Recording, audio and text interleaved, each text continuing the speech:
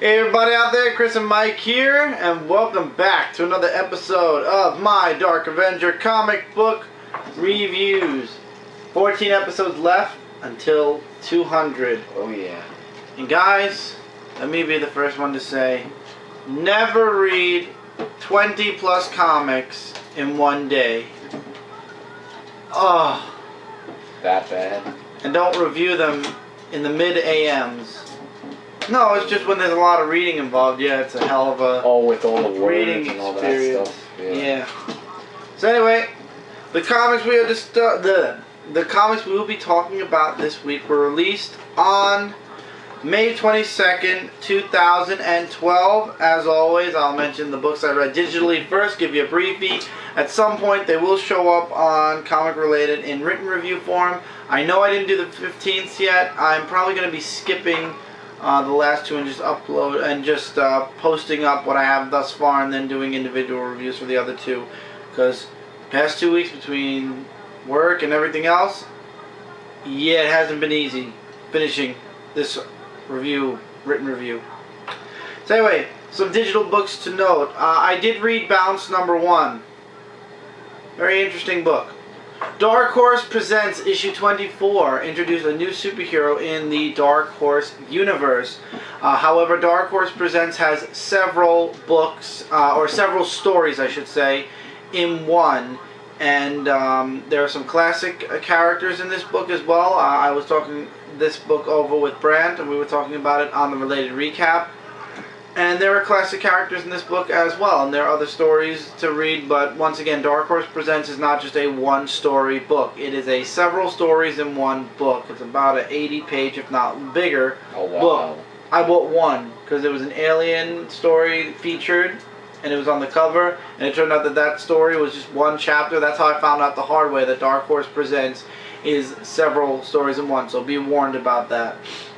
Star Wars Dawn of the Jedi Prisoner of Bogan issue 5 is the final issue to the Star Wars Dawn of the Jedi chapter 2 series, and it sets up perfectly for chapter 3. It even says next is chapter 3 in about 2 months, I believe chapter 3 starting, maybe not even 2 months. I did not review any of the books up to 3 to 5 I did not review. 3 through 5, amazing series. Highly recommend if you guys did not check out this series in individual comic format, definitely check it out in trade paperback format. Also from Star Wars this week is Star Wars Legacy issue number 3, volume 2 issue 3. Really interesting series as well. I would definitely say to give an eye on that if you're a Star Wars fan. 2 books from IDW. The New Ghostbusters issue 4. The old Ghostbusters are back. And nice. The first story arc of the New Ghostbusters closes out, and now the next part leads into, now there are too many Ghostbusters, so what do they do next? We'll see. So we'll see there. Also, Half Past Danger, issue number 1 of 6. Very interesting story. I went into this series not expecting too much, especially after reading the first 6 pages. I was kind of like, okay, I see where this is going, and I'm not really a fan. However, after reading through the book all the way to the end, I was actually very pleasantly surprised. So those are digital books. I'll be I'll go into a little bit more detail with those books on my written review. Now we go into the hard books that we have here that we will talk about. And boy, oh boy, was the pile big. I feel like I just read these, because I basically did 12 hours ago. Micro series Teenage Mutant Ninja Turtles Baxter Stockman issue number 2 for the Spotlight. Next week TMNT issue 22 comes out. Looking forward to that.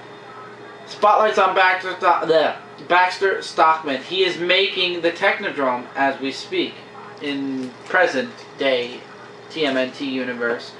Goes back in time though. It starts off with a young Baxter Stockman playing chess with his dad. And his dad is teaching him that winning is everything. You know, you always have to think ahead. So basically his father's the reason why he plays life like it's a chess game. He has to win. He has to make sure he has all edges, all possibilities cleared. And as the book goes on, it shows him getting older, and the father teaching him more and more lessons about life and about being smart and this, that, and the other thing. We also get to see the first, where is it? Insect, or I'm sorry, it's called a flyborg. We see a possible, I have a feeling that we all know what happens to Baxter Stockman when he becomes the fly. Right. So I have a feeling at some point he's going to become a flyborg at some point, just like the Fugitoid. And he uses the flyborg to retrieve important information about the Technodrome, because he knows if he finishes the Technodrome, the world is over and he becomes a pet to the Utrums. And if he doesn't, he is as good as dead. So he's trying to figure out a way to think around this and get things to work just right. So the Flyborg goes berserk, and goes running around chasing after Stockman, trying to take him out, and he's begging Krang for help, and Flyborg finds him, and then it turns out all along he had control over the Flyborg, and he was basically just using it as a distraction to get the important information, as I said, that he needed. And then the Flyborg was destroyed, and it turns out he has more than one. And he sees somebody of interest that can help him with his, he needed a pawn, so to speak, to play against Krang, and he actually found that in the Fugitoid. And in the end we find out that he took over his father's business, kind of the way that his father's been beating him at chess. Next issue, Old Hob. Wow. I don't know if I'm going to be that interested in the next issue. Because Old Hob just doesn't do anything for me. As a character, he was the first villain introduced in the main series, and the first 2 or 3 story arcs were awesome, but let's see how Old Hob holds up in a solo story. But this was definitely really good. If you guys want more background on your villains, this is the series to do it in. And that actually is it for the indie books. Between those and that's all I have for indies this week. So we're jumping into the big 2. This pile is all big 2. DeadPool issue 10. This is where my DeadPool buying ends. It was a good issue. It had DeadPool teaming up with Doc Ock, Spidey. Oh, yeah. Michael is dead. That Michael. Yeah, this Michael. Yeah, I'm just pointing out. This is this is an average story at best, and an average story does not deserve to come out more than once a month. It does not deserve double the money, because basically coming out twice a month isn't the big deal. It's being charged twice a month that's the big deal. If it came out twice a month and you only had to pay for it once, or they split the price in half, that's different. If it was a $1.99 book twice over, fine for the extra 99 cents, but this is $2.99 times 2 a month, and we're talking about all the way at least into August. We're gonna have double ups of DeadPool. May is where I take DeadPool and I put him down. And once again, with these Marvel covers, I'm really starting to get sick of the fact that the ink runs on these covers. My DC books, this never happens. My indie books, this never happens. So far, the only time this has happened is all in my Marvel books. That's it. Comic glove. They're gonna make it. I know it. Apparently somebody said they did make it in my comments. They did? Apparently. Send me a link on Deuterock 18. I'll look into it. Yes. But it's an average series. I enjoyed it. I'm not dropping it because I don't like the series. I'm dropping it because it does not need to come out twice a month. And because it is coming out twice a month, I am not spending twice the amount of money on it. So when it goes back to once a month, we'll see where we're at, and maybe I'll buy it again. But as I said, if it's a twice a month book, it has to wow me or it doesn't keep me. Uncanny X-Men number 6, however, I was going to drop this as well. I was, until I actually read into the story. So Magic and the rest of the X-Men are trapped in limbo, which I like how they mentioned it better, or in another term, hell. And the first 2 pages, or 3 pages, 4 pages, 1, 2, 3, 4 pages, we see a new mutant, a new up-and-coming mutant, so to speak. And then we go to Limbo, which is pretty much hell, where Cyclops and the X-Men are trying to escape. Dormammu is there, and he's the one that brought them there. He wants to destroy them, and we get to see the extent of Cyclops' powers. The artwork is really good in here. I actually didn't... I mean, it's not spectacular. It's not #1, but... It's all red everywhere. It's pretty good. They're in hell. Well, I know that. I was just about to say it expresses where they are. That's all I was going to say. Yeah. And then Maria Hill... oh, what's the word I'm looking for? Initiate somebody into S.H.I.E.L.D. I also like that Magneto has his own set of nails that he keeps in his belt pocket in case he needs to manipulate some metal. The Cuckoos actually make the younger X-Men brave, so to speak, while they're in hell because they're all petrified. And I love how one of them, the guy that makes the ball, says, yeah, X-Men assemble. That's a thing, right? And then the fight begins. And then we have Maria Hill initiating somebody into S.H.I.E.L.D. We were all wrong. It wasn't Emma Frost. Thank God. It was Dazzler. So, I don't know.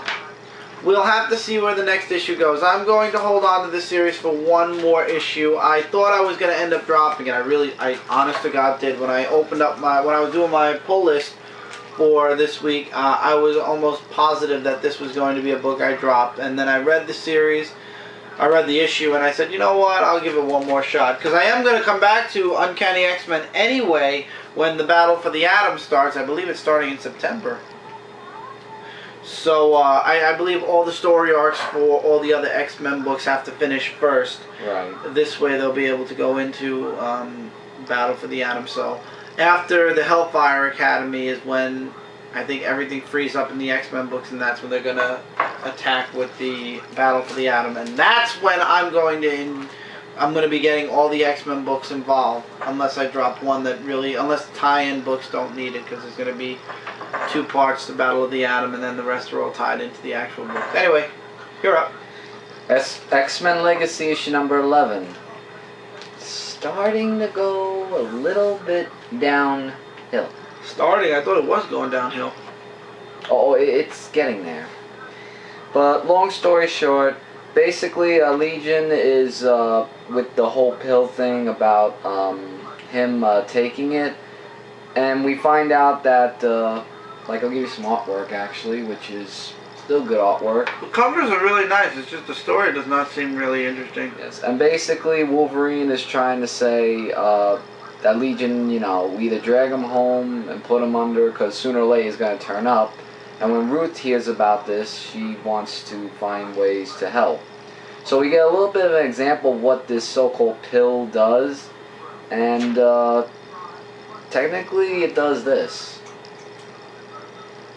Make a person all happy and giddy, kind of like a childlike, so to say. So, I can't remember what his name is. Well, basically, Root goes to 3 mutants. Oh, why did his name just leave me completely? Because I think, like, all I see is Mr. Stormore. That's all I see. And we get some mutants that respect Legion. I love how she looks bald in certain... Yeah, Ruth, actually. She looks bald in certain... I'm sorry, that artwork is awful. Yeah, so she goes, like I said, to 3 mutants to help out Legion. They don't really like Legion. I don't blame them. Legion's father makes an appearance, and he looked like Deadman at first, but he isn't, trust me. And he's just saying how disappointed he is and how he could get rid of all his powers.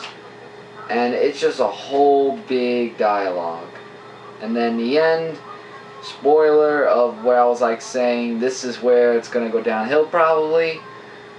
Red Skull makes an appearance, and Legion says, I want the pill to be continued until next issue. I'm going to tell you this right now. Kind of getting a little bit uninteresting. The only reason why it was a little bit good was because the X-Men were involved and how they want to bring Legion in. But I'm telling you right now, if the next issue does not pique my interest, I am going to have to drop it. It's fine. You're getting some. Also, with Red Skull in it, I mean, that can mean good or bad. And last I heard about Red Skull comics that he was in, they did a little. It's But- fine to read so many other comics. Right, but I'm not saying it's a big loss. I'm just saying that if it doesn't pique my interest, then it's not worth buying it. So, up to you guys if you want to buy it, though. And speaking of Wolverine and the X-Men, Scarlet Spider issue 17, dear Lord, thank you. He's leaving Texas for a little while. Thank you. And going back to New York, there's actually a cameo of the Superior Spider-Man. Actually, let's start with the beginning. Kane is called in to the Assassin's Guild, and basically, if you guys remember from previous story arcs, he has to perform one kill to be free of the Assassin's Guild once and for all, to save himself and as well as Arsley. So his target is Wolverine. So he has to invade the Wolverine school, or the Jean Grey School of Higher Learning, and kill Wolverine. So they go back to New York, and there is the cameo of the Superior Spider-Man, and yes, they are crossing over in August. So hopefully Kane will stay in New York at least until then. So Kane actually changes his costume back to the big-time costume. Oh, wow. And Arsley actually makes up a superhero costume and name, Hummingbird. And goes into the Jean Grey School of Higher Learning to, I don't know, she lets Kane in, that's all I understood. And then she gets found out, and when Rachel tries to read her mind, it turns out she finds out about Arsley and her connection to something. We don't even know that yet. And look, here's what's her name? Ruth. Ruth? Oh, wow. She looks a little bit different in that one. So the X-Men attack, and Beast finds Scarlet Spider because he's very well cloaked, but perspiration gives him away. It becomes Scarlet Spider versus Beast and Iceman for a bit, and then it turns out that Wolverine shows up. Small fight between that's nice. Wolverine and Kane happens. Wolverine cuts Kane. Kane gets that, the spider thing in him that says pray. And yeah, it ends with Kane killing, or seeming to have killed, Wolverine. We all know that's not true. We all know that Wolverine is going to be in the next issue, as a matter of fact. And we all know Wolverine has a healing factor. Not much of a cliffhanger in this issue. I know, it's like obvious if they know. I like the artwork. The story was interesting. Let's see where it goes from here. It was a good introduction, a good first part. So But hopefully there's more to the story. They're not giving us any more of. I need a little bit more of the story. There has to be something more to this story than just Kane's gonna kill Wolverine, fail, and then go home, and that's it. So there was no Texas stereotype, at least, right? Oh, thank you, Lord, no. Okay, good. Unless I missed it while I was reading, and if I did, thank you, God. Speaking of Wolverine, one last time, Ultimate Comics Wolverine Legacies, issue number 4 of 4. The big throwdown fight between James and, I believe James. Why is his name always? Yeah, James, I was right. Jimmy Howlett and Quicksilver happens. But years ago, for those of you that saw the preview, it shows the whole birth and how Wolverine found out about the baby, and the mother disappears. She doesn't die. We never see her die. And then the fight between Quicksilver and Jimmy happens. And I don't know, somebody who's been reading Ultimate X-Men is going to have to tell me this. When Jimmy gets really in a lot of trouble, does his teeth turn into like fangs and he's able to bite into somebody? Oh. Because he was in a bunch of trouble and in a lot of pain, and he just transformed into that. And basically in the end, right before both of them killed each other, oh, who didn't see that coming? The mother's still alive.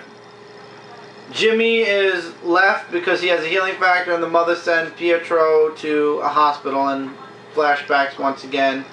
And Jimmy and, oh God, I forgot his name. I forgot the mutant that has the ability to manipulate computers.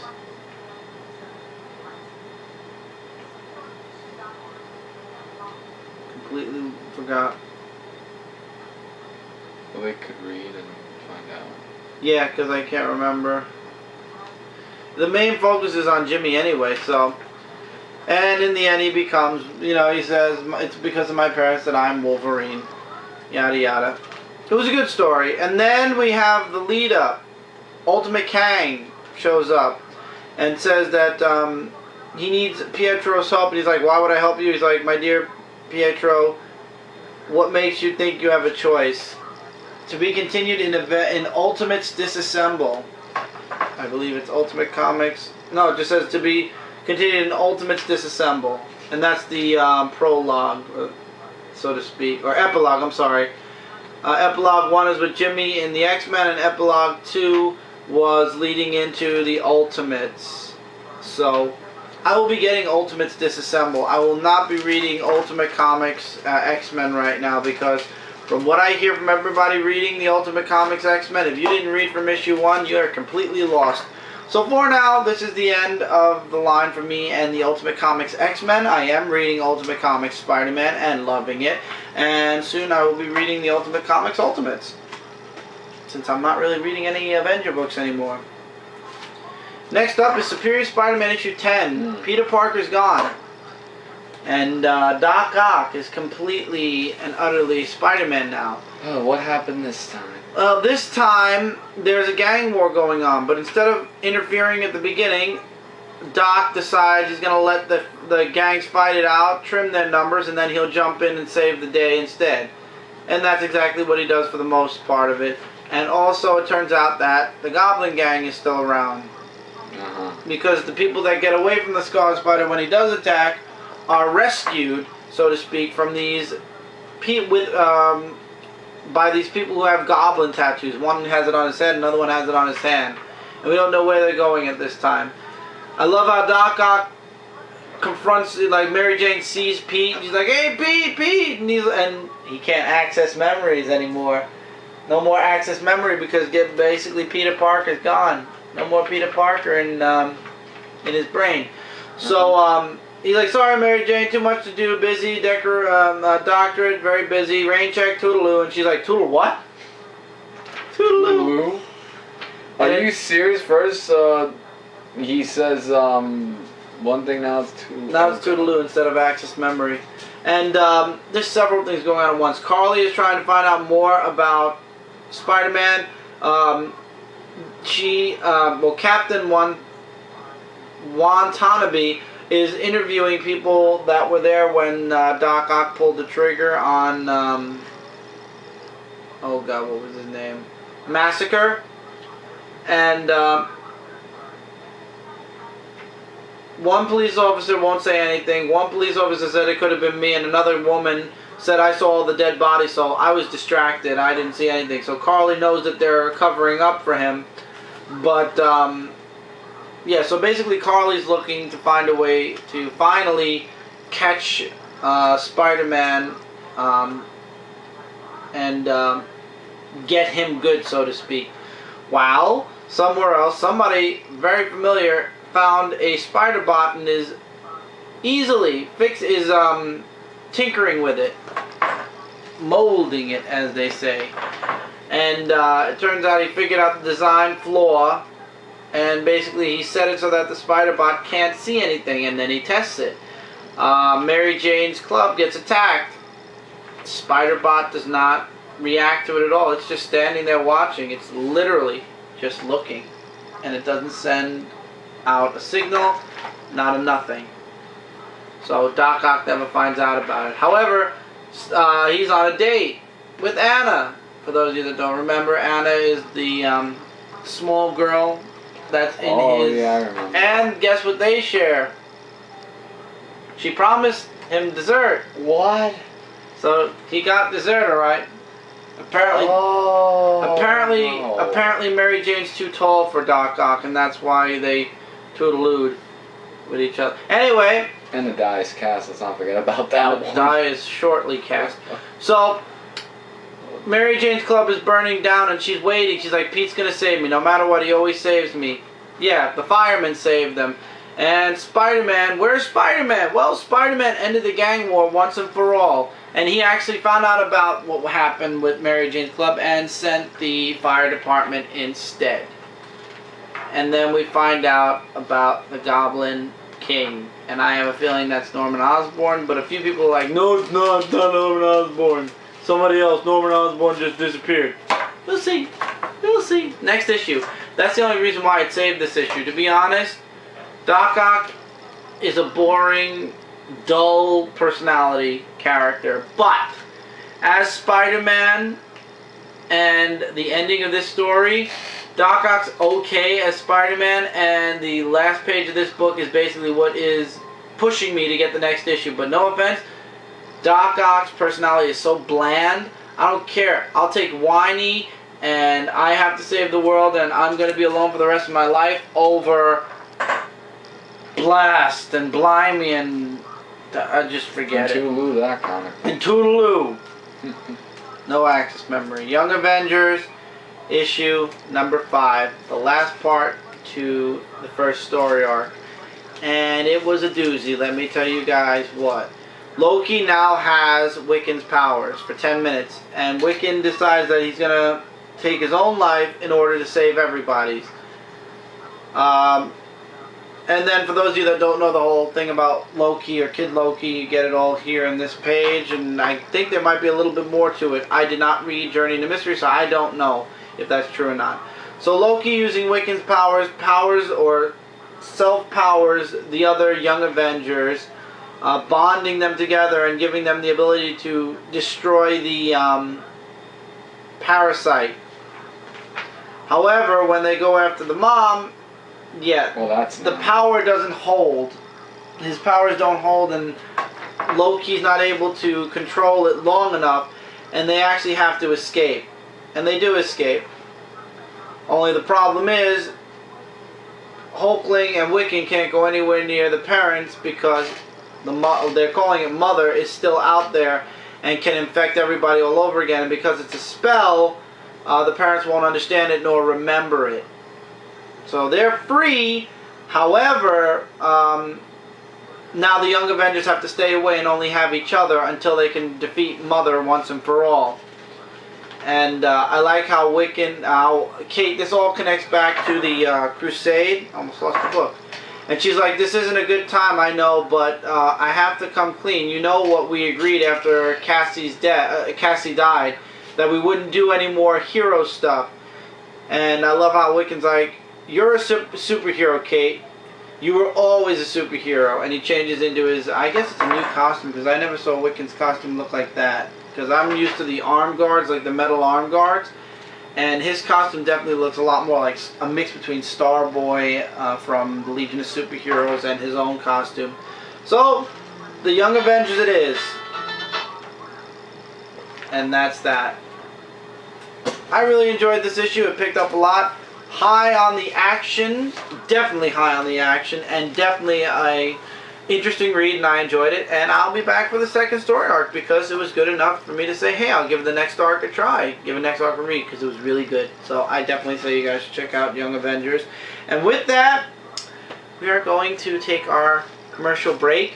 We'll be right back after these messages. Stay tuned. We have one more from Marvel, and then the rest is all DC, baby. And boy, oh boy, you are not going to want to miss out on that. Especially the last comic and the comic of the week and possibly comic of the year. So we will be right back after these messages, and we will see you guys really soon.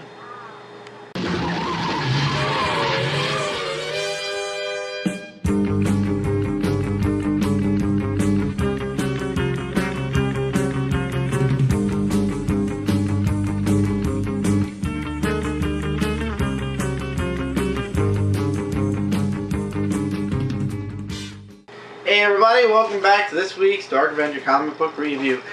And we are in the last book for Marvel. Here comes Daredevil, the Man Without Fear, issue number 26. And this is a special oversized issue for an extra $1. Was it worth the extra $1? Absolutely not. The secondary story, as inspiring as it is not needed. It's Foggy, and I'm doing the secondary story first because I can. The secondary story is all about Foggy in the cancer ward, and there's all these kids, and they're talking about superheroes and how they're, you know, the Avengers are beating up cancer, and cancer is shrunk. He just wanted some love, etc., etc. And then he's like, you guys know this, the superheroes can do a lot of things, but they can't cure cancer. And the kids are like, duh, we're just writing a comic book. And then Iron Man shows up, and the doctor's like, if they're going to stand any chance at all, they have to fight, and they have to be able to beat their cancer. And if imagining Hulk punching cancer right in the face or whatever, if that's what gets their blood racing and kindles their fighting spirit, I'll take that. And Foggy actually thinks about Daredevil fighting cancer, and he says, yeah, I understand that. So that's the secondary story. As inspiring as it is, as huge as it is, you know, especially, you know, it's an inspiring story about children and cancer and whatnot, and especially after what's been going on with those schools that are saying they want parents to tell their children not to play superheroes in school, and they want to ban superheroes and whatnot. That's what? a very, yeah, you didn't see the article, I can show it to you later. This was a very good counter to what they're feeling. So now the main story. Iron Man, because I'm looking at this guy. Daredevil is running scared. He's injured, he's hurt, and apparently this guy comes into the office looking for an interview because he wanted to, he heard that Foggy was going to be out, and there was a need for a sit-in for a while. And during the interview, he opens up his briefcase, and Matt kind of goes a little cuckoo and says, who sent you? And the guy's like, I gotta go. And he runs out, and he's like, you seem pretty worked up. And Matt says he is. He's like, good. Ikari will be glad to hear that. And the guy disappears. But then Matt gets a call about the chemo with Foggy, and he's like, oh, shoot, I have 2 hours. I forgot. And he's like, forget Secret Identity Hospital. It's only a few blocks from here. Just go. And he runs for it. And Ikari says, run, Murdoch, and Matt hears him, and he falls to the ground, and he's losing it. He's losing it because of Ikari, and he shows up at the hospital, and this guy's about to give Foggy a shot. He knocks him out. He's losing it. He's like, I don't know, oh God, I don't know. And he's like, on the label, on the shot label, in Braille it says, got you. And basically the guy wasn't working for Ikari. It's just he put his own mark on the shot. And Foggy's like, dude, calm down. You're losing it again. I need you right now. What's going on? And he's like, you know what? Let's examine the evidence. And he's the one that actually sits there and draws out everything. And from Claw, which was the second story arc all the way through, Matt is giving out all the clues. And he mentioned Circle of Hell. Claw was the first Circle of Hell. So Foggy starts drawing circles, one inside the other. First one was Claw. Next was Matt's father's remains showing up with the coyote and everything. And then finally was recently Ikari. And Foggy, when he explains about Ikari, Foggy's like, he can't take you. He's like, he can. He has all my powers, plus he can see. And Foggy finally figures it out. He's like, Matt, just when I finally have my life where I want it, who's at the center of all this? Foggy. He asked who made him a target, and Foggy says, I think Matt read this, and he hands it to Matt, and he feels it. He's like, it can't be. Foggy, Bullseye's dead. I killed him. I stabbed him through the chest, and when I was possessed, I tried to resurrect him and everything, and he died. And the Avengers, and Foggy interrupts, says they couldn't find a corpse, and it all starts to become clear. And Hank, aka Ant-Man, finds some evidence about an address close to him, and Matt's like, what do I do? He's like, you fight. And Matt decides, okay, I'll fight. Walks out of the room. Ikari's following behind, but Matt knows about his powers. He's like, I know what I'd be doing, listening for a specific heartbeat. So he stabs himself with a bunch of adrenaline to change his heartbeat and disappears.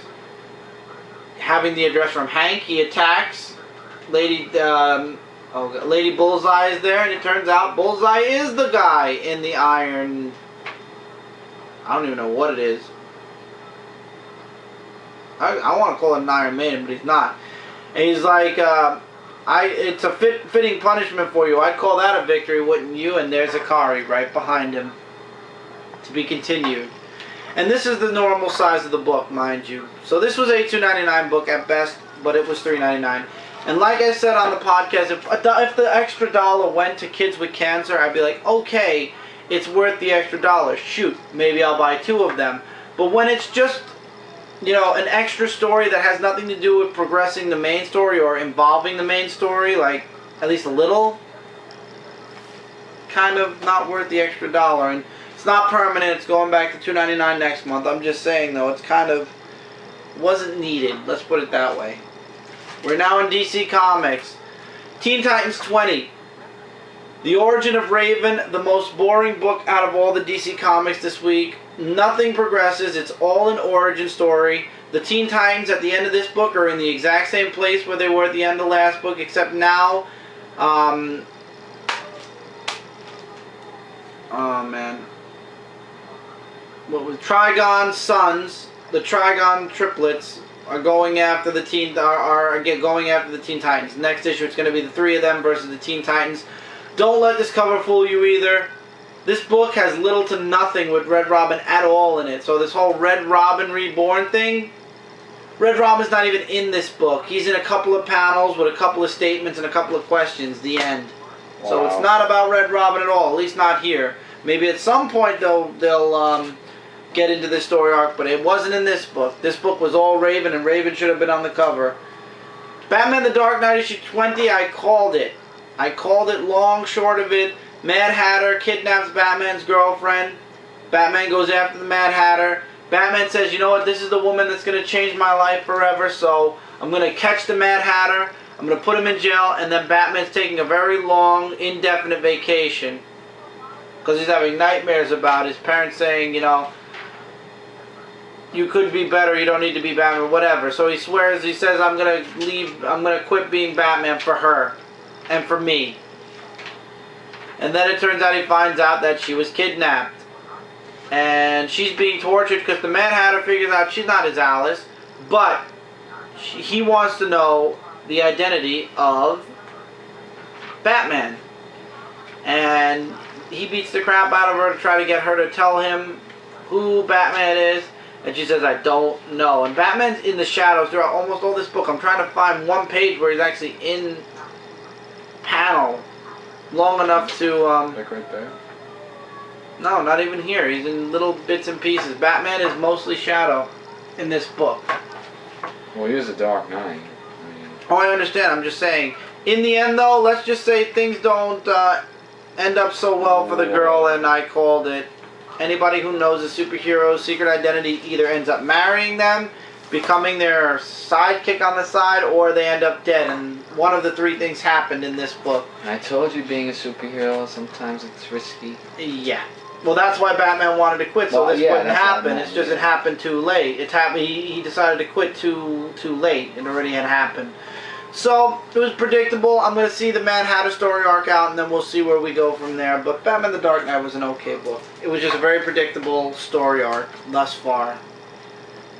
Batman Beyond Unlimited, issue number 16. Don't forget, guys, Batman Beyond Unlimited will be changing over to Batman Universe, getting renumbered, and the stories are going to start up again fresh in Batman Universe, which is basically going to be all 3 of these stories. Again, just new story arcs and a new title. I don't know why they're bothering, but okay. First story arc for the first time in a long time is Batman. Terry is down, and Terry's being distracted so that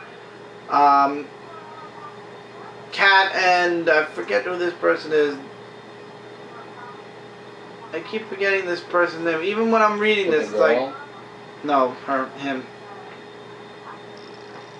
Guess some dude in a hood. Yeah, you think it's a dude, don't you? Or a girl. Who knows? So they finally get control of, I forgot what the chemo thing. I don't know. This whole story arc was just like,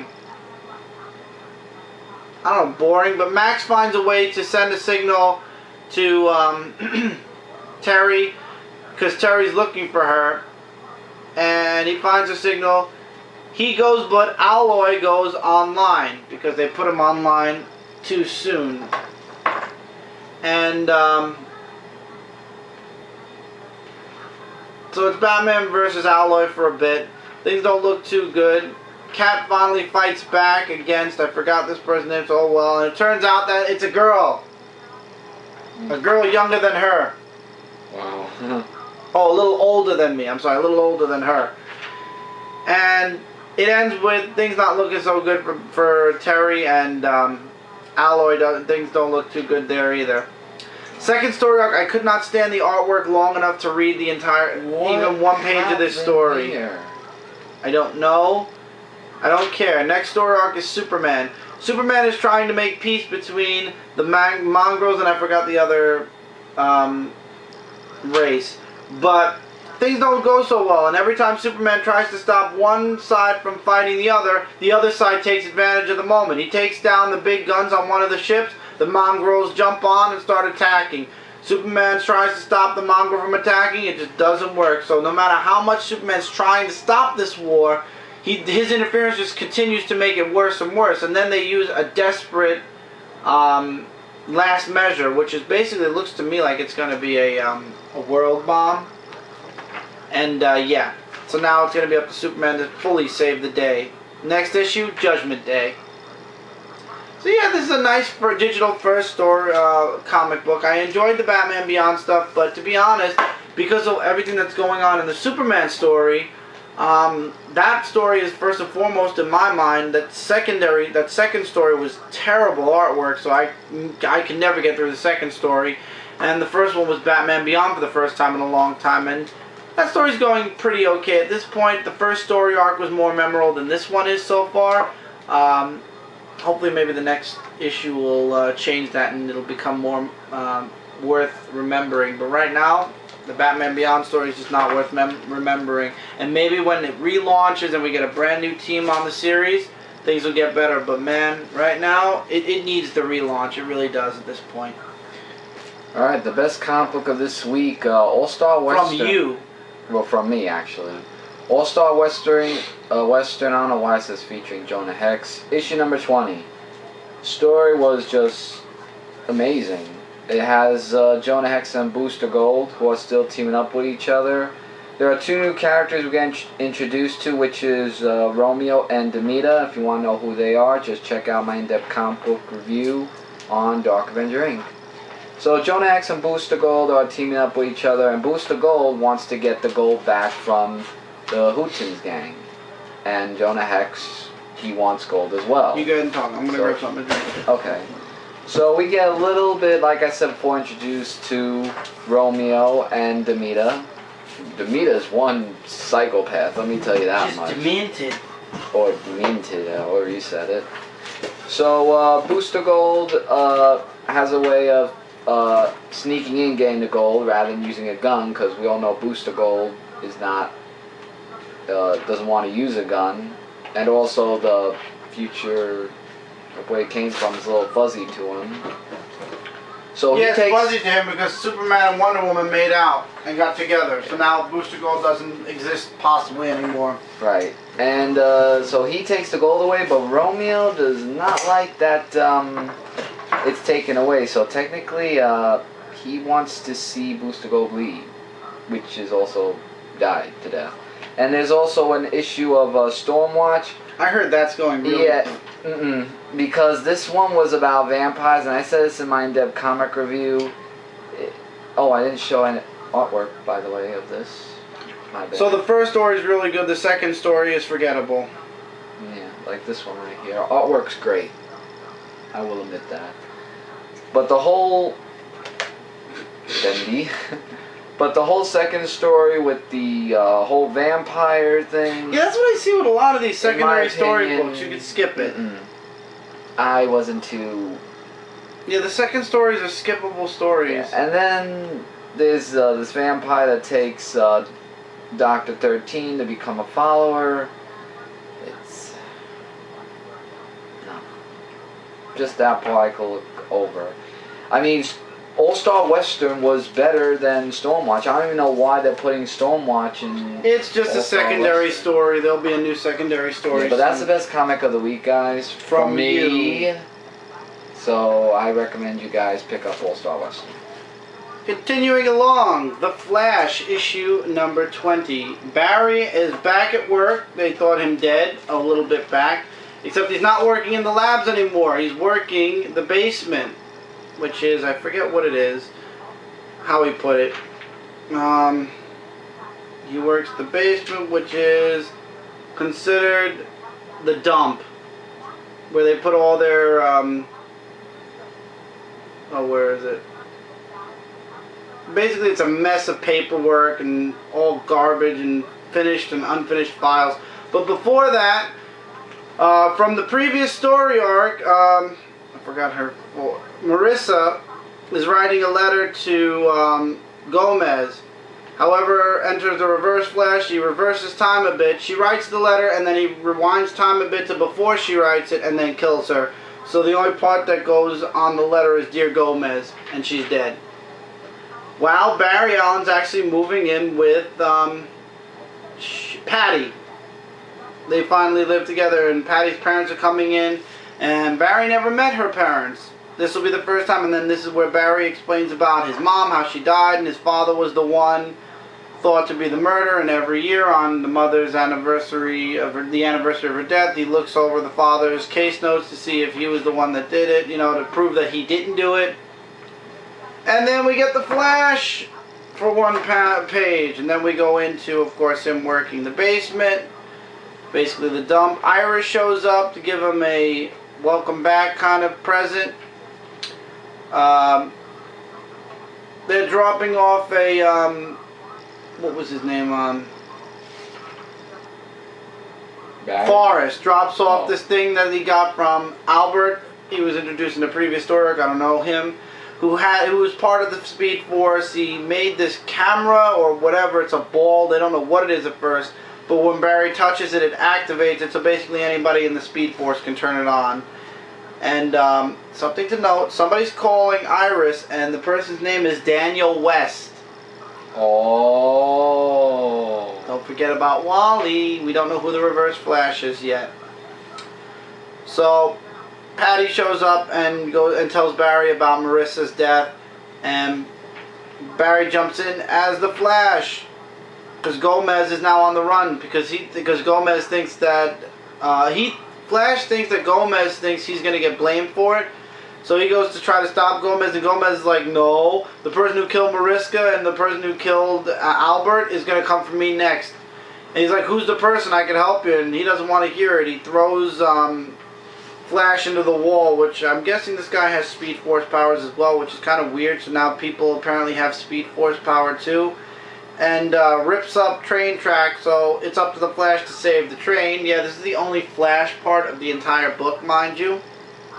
Flash saves the train, stands in for a photo op, goes back to the lab and examines Marissa's body, and then he figures out that Albert's little invention was not a satellite, it was a camera.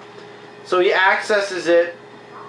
So because basically Albert knew that something was coming, and yeah, Barry finds out about the Reverse Flash, kind of. He sees that somebody pushed him off at the speed of basically the Flash, and this person has a reverse symbol of the Flash logo. So he decides he's going to start investigating into Kid Flash, because he doesn't know about the Reverse Flash yet. I tell you guys, the more I read this, the less shocking it's going to be when they reveal that the Reverse Flash is Wally West. Just saying, for those of you that are going to be shocked when that reveal happens, everything's pointing in the Wally West direction. Just saying. I hope I'm wrong. Why? Because I want to see Wally West as a Flash again. I just have this sneaking suspicion that Wally is going to be the Reverse Flash. It's just my opinion. It was an enjoyable issue. It's a good setup for this story arc. A good first part. Next is Justice League issue 20, and before anybody says anything, I did not read the very beginning of the Shazam story arc, so I'm not reviewing it. It was a nice little story. Freddy turns into Shazam, and now Black Adam has, oh god, what's the name? Mary and,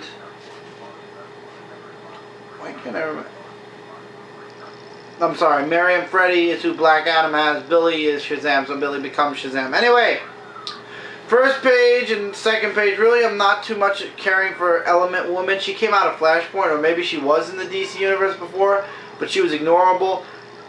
Despero is attacking the satellite, and the only people there are the Atom, Firestorm, and Element Girl. So, the Justice League, who barely could stop Despero the first time,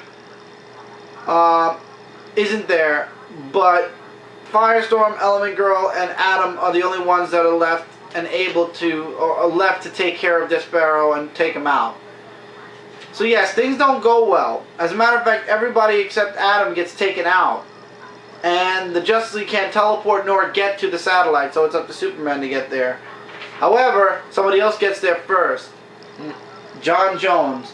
And I'll tell you guys, John Jones is a lot darker in this New 52 universe. In the first, in the pre-New 52, like he's not like himself really. No, he's all like pre-New 52, he was very like, I want to be human, very light humored, you know, trying to connect. He reminded you of Data from Star Trek. This one, he's like, last time Despero we fought, the Justice League held me back. This time, the kid gloves are off, and he knocks Despero into a, he reversed the flow of his synapse, so it'll take days, maybe even weeks for his mind to recover. John Jones disappears. Adam's the only one that knows. Superman shows up and says, did you do this? She's like, kinda. And then, of course, the Kryptonite ring. They get the Kryptonite ring off Despero. They don't know how Despero got it. I think it was Batman under mind control. And they find out that a sliver of the Kryptonite ring is missing, which ain't good.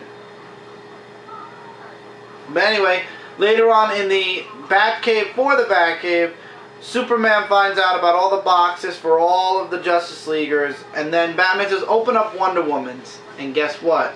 Wonder Woman's is empty.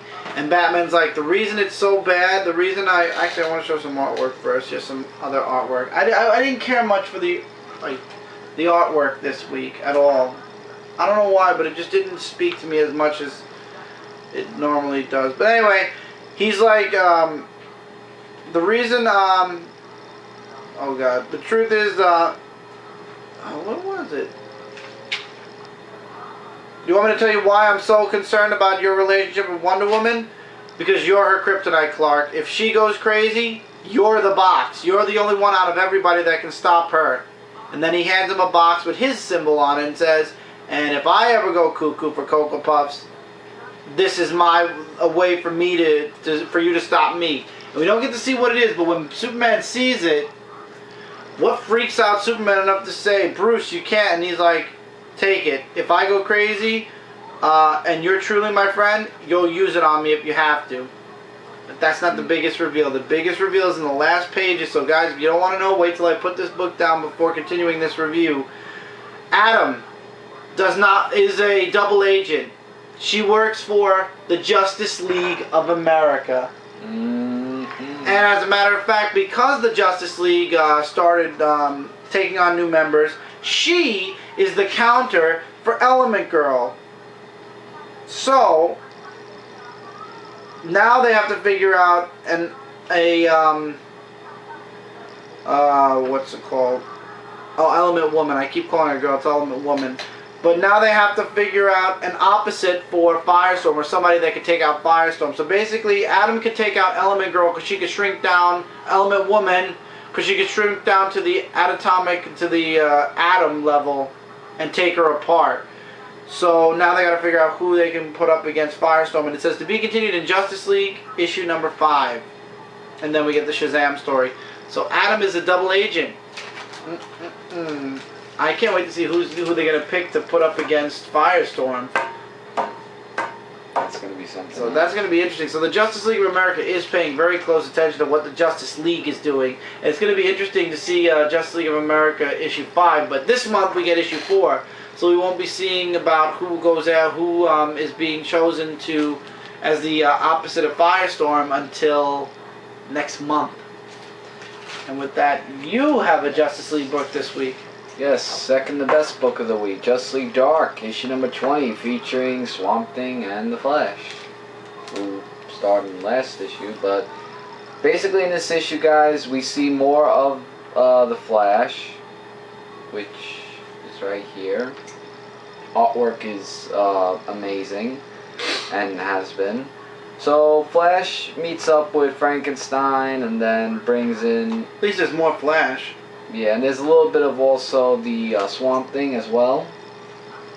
I love how it says guest starring Swamp Thing and Flash. That means Swamp Thing is not going to be joining.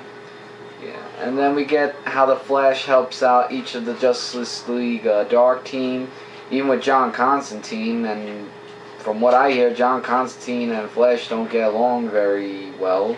Doesn't get along with anyone, John Constantine. No, he doesn't. Yeah, so they were debating whether he stays or not, and Flash, I like how Flash says we're a team, we should stay together. Like how it's best for that way. See, that's what I like about Flash. Trying to keep everyone together.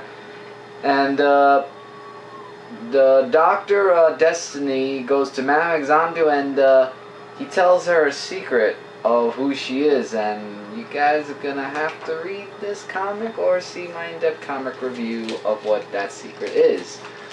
But anyway, I would say definitely pick up this comic book. It is really getting intense and very interesting.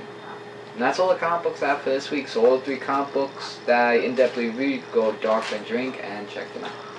So really quick, Superman issue 20, because I only have a minute and a half before we're going to have to click the button at least again.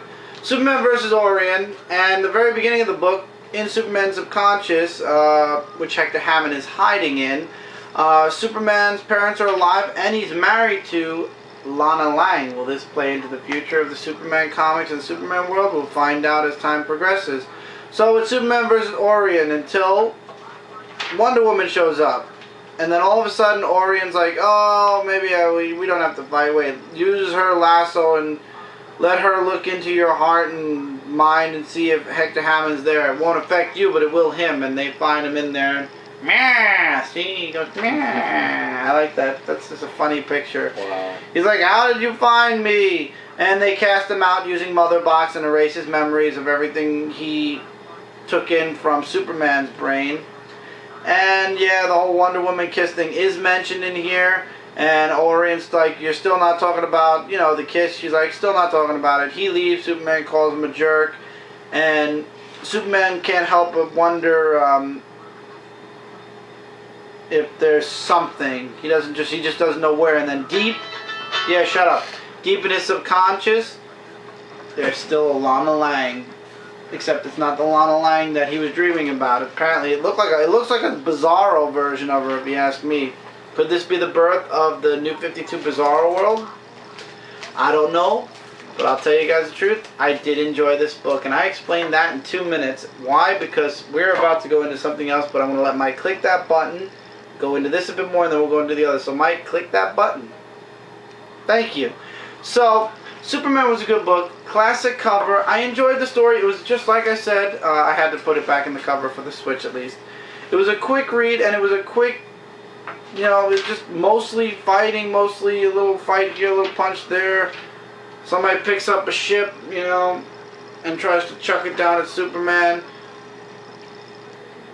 So it was a really good fight. It was a really good issue. It was just straight to the point, really good. Superman Unchained, don't forget, next month. So I enjoyed it. It was a good book. Definitely funny when Hector Hammond's face pops up out of Clark's subconscious. I will say this though, the subconscious was so good. He's like, once upon a time, a long time ago, Jonathan and Martha Kent died. It happened on the night of their son's prom. However, they're alive here. Ironic. You know, somebody should go into Superman's subconscious and pull out Jonathan, Martha, and maybe even Lana Lang. So, in his subconscious, he's with his mom and dad, and he's married to Lana Lang. Why? We don't know. But here's my question to you guys, and we actually have... Don't answer it here. On the related recap, which is going up tomorrow, which is Wednesday, on our Facebook page, if you haven't already, please do go to the Facebook page and give it a thumbs up. On the Facebook page, we're going to have a poll about Superman. About who should Superman be, and here are your 4 choices. Married to Lois Lane, married to Lana Lang, married to Wonder Woman, or single. Now, D is an obvious no for me, and same thing with C, because we all know he's going to marry Wonder Woman in the Kingdom Come time. So, I'm at a stalemate between Lana or Lois. Lois. I'm very used to him being married to Lois, but, you know, him and Lana was the first person he told his secret to, at least pre-New 52. Yeah, but Lois is like, you know, one of those... I know, but at this point, I'll accept Lana Lang over nothing. If it's Lana, okay, but that would be my second choice, because C and D, absolutely But not. the problem is Superman's so alien at this point, he needs something to ground him back to the human race before we lose Superman completely. No, I'm just saying, for me, it's Lois. Now I'm going to need your hands. Oh, okay. Red Lanterns issue 20 and Green Lantern New Guardians issue 20 both were epilogues to the best book, in my opinion, of the year thus far, Green Lantern issue number 20. Now, I'm going to talk about these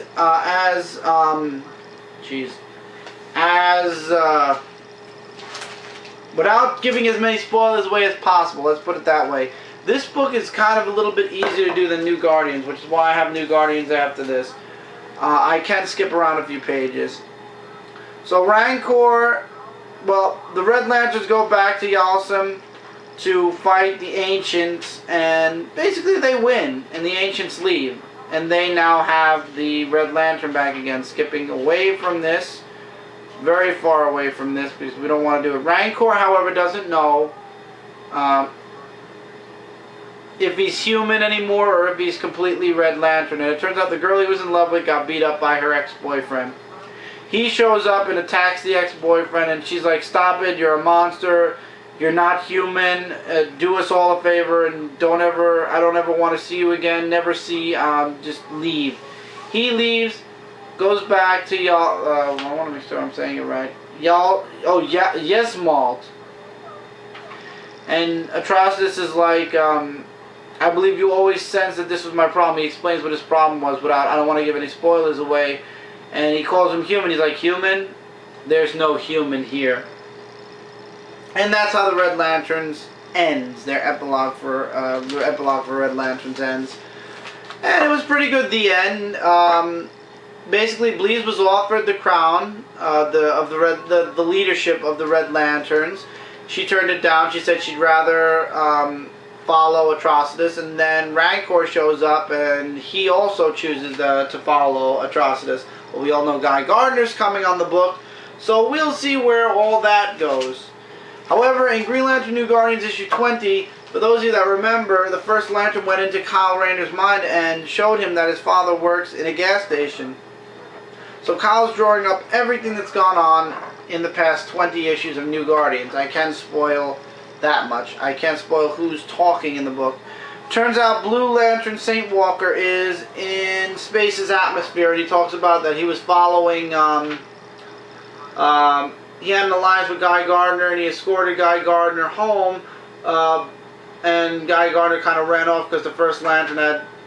For those of you that read Green Lantern Corps issue 20, or if you guys remember, I reviewed it, he used Saint Walker to charge up his ring so he could show up and take out that other guy, Excess, or however you pronounce his name.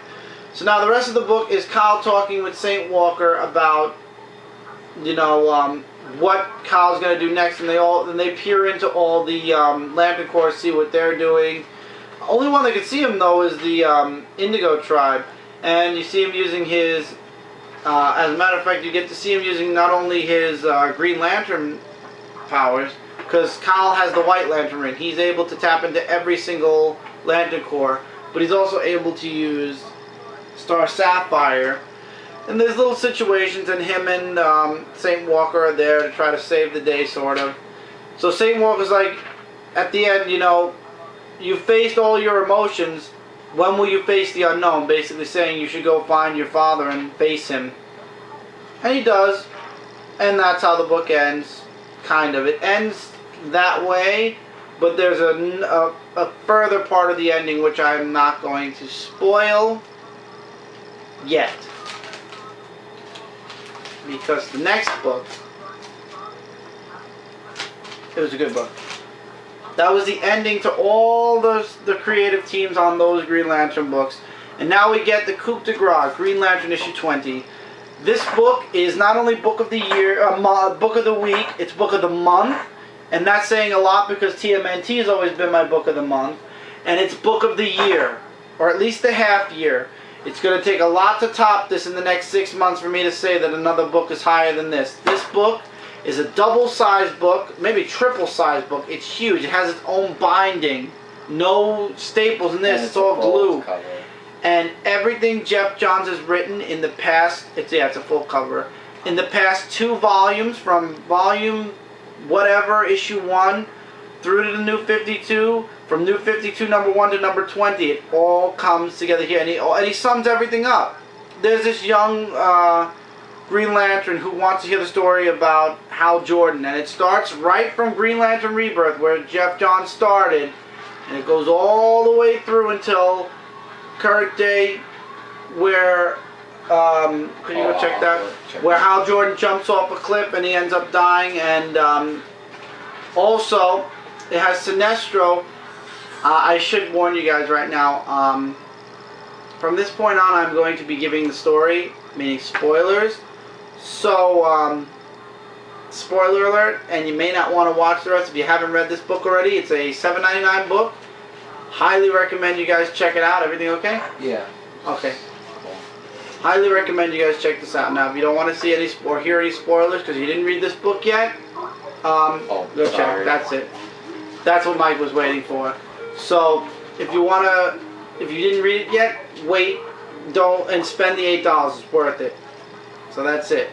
If you're still here, or if you're still waiting for me to put this book down, like if you're not fast forwarding through this,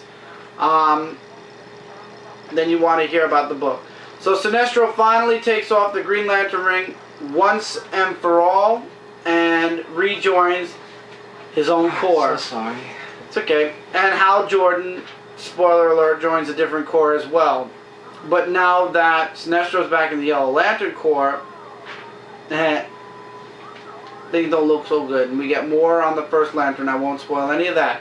First Lantern gives back all the Guardians' emotions and actually goes into Gantha and pulls out a ring. And it turns out that it was his ring, and that was the ring that kept Gantha from losing his emotions when all the other Guardians gave away their emotions. And that's when the Green Lantern show up to try to stop the First Lantern. And yeah, things don't go so well. But then the Red Lantern show up. And also, now that Hal Jordan is fully dead, he's able to communicate with Iroquois through a different ring, and she might be able to bring him back to this realm. And as a matter of fact, as we go forward, and all the Lantern Corps except Yellow attack, here's Sinestro. And actually, also Indigo doesn't attack. I don't believe the Indigo tribe is there. No, at this time they're not. So Sinestro attacks the First Lantern. It doesn't go too well for him. He's still kind of, I don't know. He just doesn't feel like he's going to win. Then Iroquois shows up, and so does Hal Jordan and the Black Lanterns. Because Hal Jordan died, as we all know, in the last issue. So, Sinestro and Hal start to fight, however the First Lantern interrupts. And that's where all hell breaks loose. And Sinestro makes, not a sacrifice, but as they said, Parallax is back. And here's another spoiler. Sinestro joins with Parallax. And basically, he doesn't become Parallax. He controls Parallax, so he's still Sinestro. And he rips out the heart of the First Lantern, but First Lantern's still coming. And Hal Jordan goes to the Dead Zone again, meets his father, and his father actually says, "I'm proud of you, and your mother and I are both proud of you." And Hal Jordan brings back Necron. So this is all connecting to all the events that Jeff Johns has written, and Necron goes up against the First Lantern. And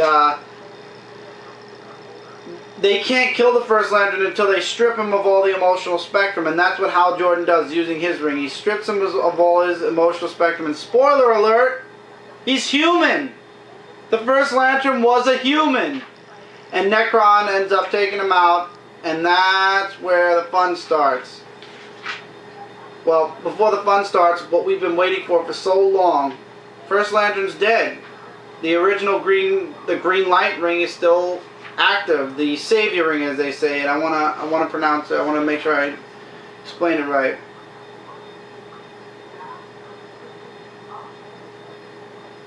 Another ring shows up out of nowhere, and it's a Green Lantern ring. And what we've been waiting for 20 issues, finally. Welcome back to the Green Lantern Corps, Hal Jordan. His own ring, back again. However, because Sinestro's back, so is the Sinestro Corps. And they attack.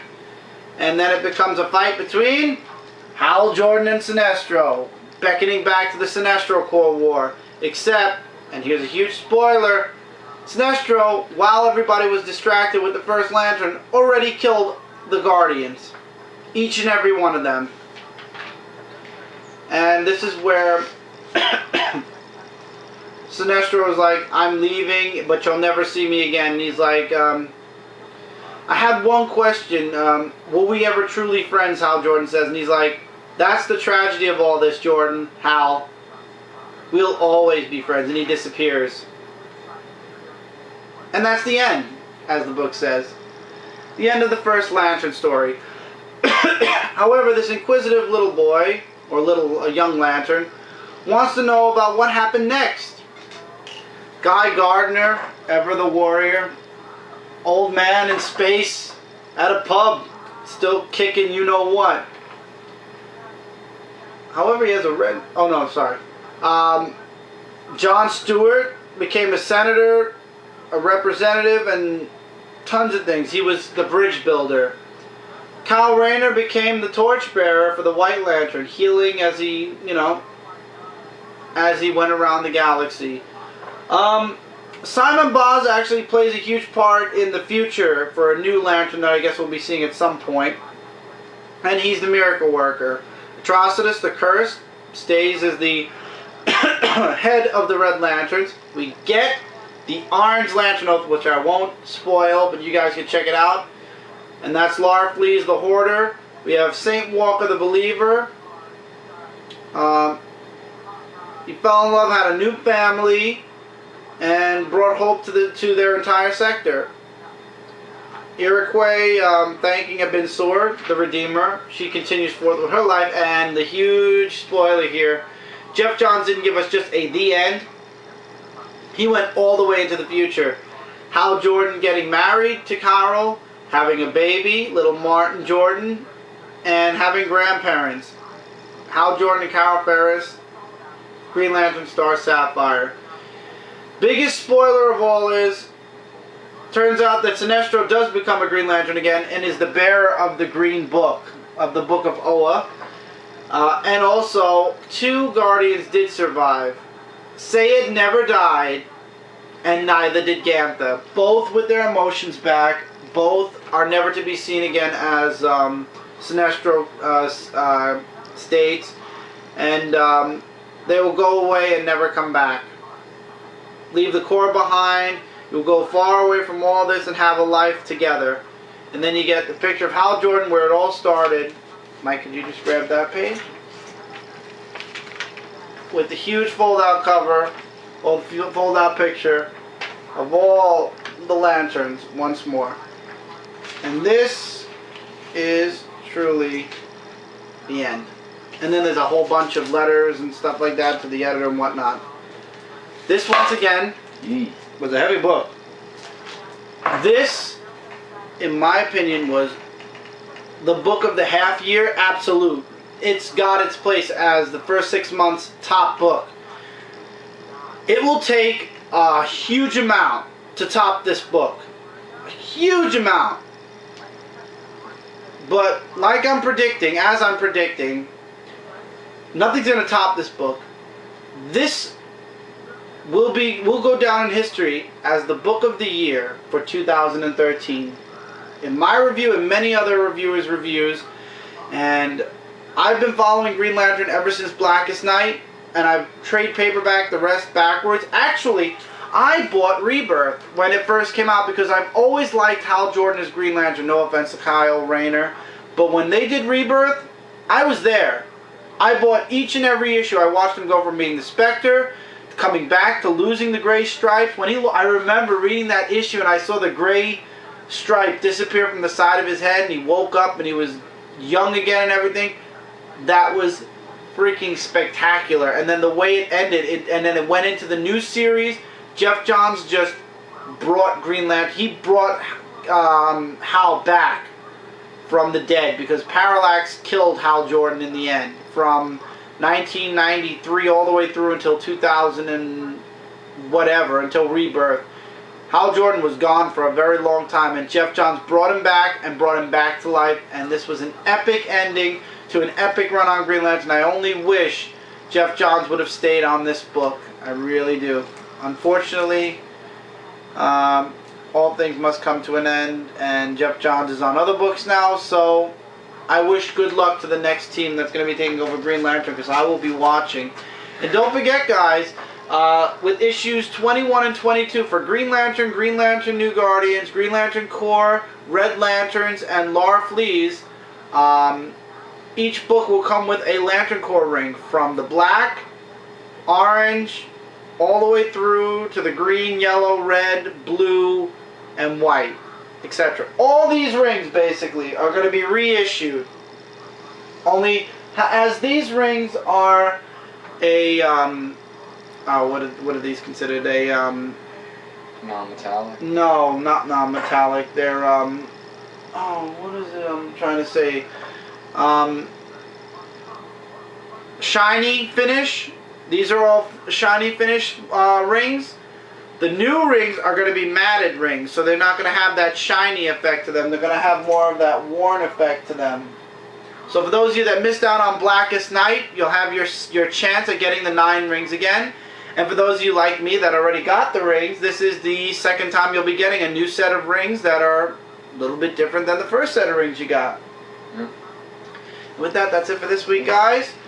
So let's round out the books. It was a huge week, and get out of here. So, the book you should not miss this entire year, Green Lantern issue 20. Get it, guys. Worth the $8. Each and every page. There's literally no advertisements in this book. Green Lantern New Guardians 20 and Red Lantern issue 20. I leave up to you guys. This is my... I hope the new artist gets Kyle Rayner's mask down better. Superman 20 was a fun book. I leave it up to you guys. Justice League Dark issue 20. Second or first best book of the week. Great. Get the issue. Justice League issue 20 sets up for the Trinity War, so we're getting ready for that. Flash 20 was a pretty good first part to the new story arc. All-Star Western 20. Book of the week. Awesome. Must get issue. Batman Beyond Unlimited issue 60 was pretty good. I leave it up to you guys. We lost camera. We back. Batman Beyond Unlimited number 16. I leave up to you guys. It was fun. Batman the Dark Knight issue 20, called it. I leave it up to you guys. Teen Titans issue 20, Raven's Origin. There you go. Daredevil issue 26, awesome. Definitely read it. Young Avengers issue 5, really good. Superior Spider-Man issue 10, really good. Wolverine Legacies, Ultimate Comics issue 404, really good. Scarlet Spider issue 17, good. X-Men Legacy 11. Good. Going downhill. See you next issue. Uncanny X-Men issue 6, giving it one more issue. Up to you guys. Done with Deadpool, not worth it to pay for 2 comics a month. And TMNT Micro Series Villains number 2, Baxter Stockman, awesome.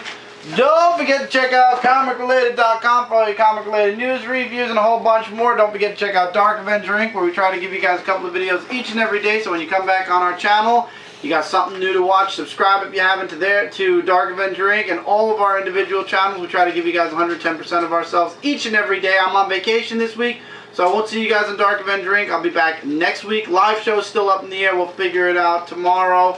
If it's not on here, it'll be on Dark Avenger Inc. Take care, everybody. Keep reading, keep collecting, and I will see you guys in the next video. Don't forget to check out Hall of Toys, which is out today and tomorrow.